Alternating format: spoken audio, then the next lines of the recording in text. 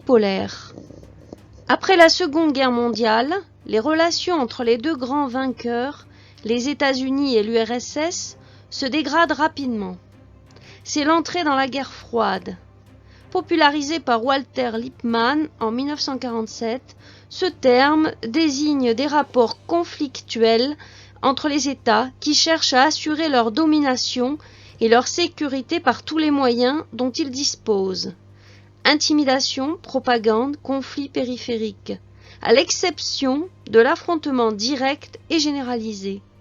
Pour étendre leur influence dans le monde, les deux puissances établissent des alliances et multiplient les aides économiques et militaires. Le conflit est aussi idéologique, chaque camp cherchant à démontrer la supériorité de son système de pensée.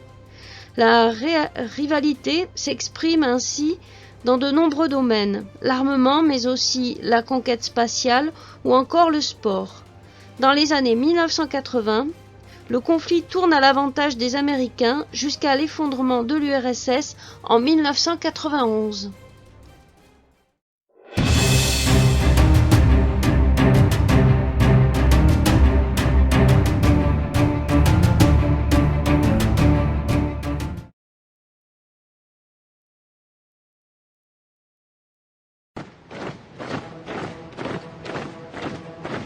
Les États-Unis, comme leurs alliés britanniques et français, redoutaient avant tout le danger allemand. Mais la stalinisation rampante de l'Europe de l'Est et le potentiel militaire croissant de l'Union soviétique ont changé la donne.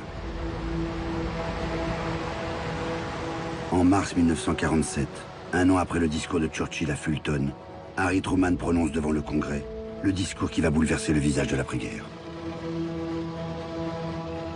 Il énonce le principe du containment. Il faut contenir l'expansion militaire des soviétiques en aidant les peuples qui résistent à leur emprise.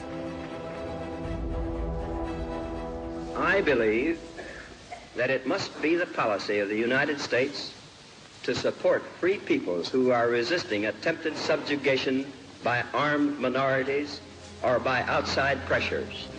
The very existence of the Greek state is today threatened by the terrorist activities of several thousand armed men led by communists. We must take immediate and resolute action.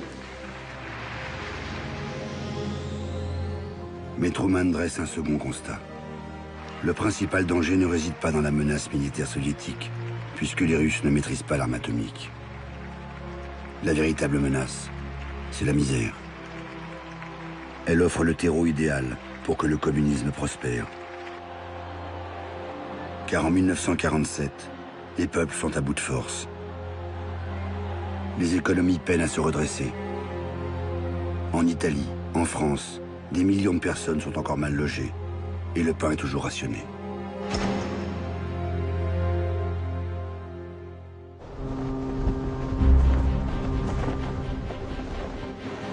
Pour soutenir l'Europe et dans le même temps endiguer le communisme, Washington conçoit alors un gigantesque projet.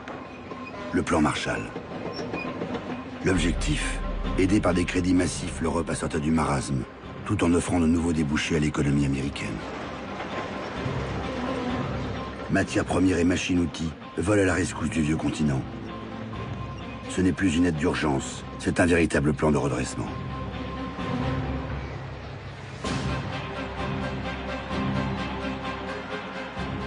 Staline comprend que ce programme pourrait fragiliser sa domination sur l'Europe de l'Est.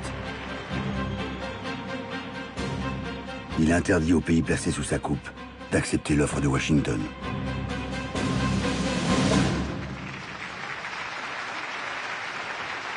Pour entraver le plan Marshall et juguler l'influence américaine en Europe, le maître du Kremlin abat ses cartes.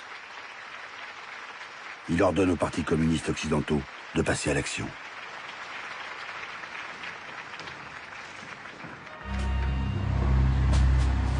Pour contenir les troubles, le ministre de l'Intérieur socialiste, Jules Mock, utilise la manière forte.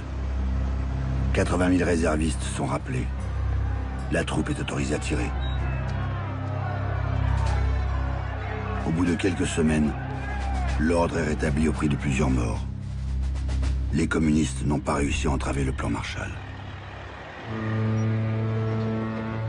les millions de dollars de l'oncle Sam relancent les économies du vieux continent. Des infrastructures sortent de terre. L'agriculture renoue avec ses rendements de l'avant-guerre, puis les dépasse. Les Américains font le pari de restaurer l'économie allemande. Car une Allemagne forte coûtera moins cher à entretenir et offrira un rempart contre le communisme. La prospérité est de retour. Le plan Marshall est une manne qui sauve le continent du désastre. Mais elle ouvre dans le même temps aux entreprises américaines.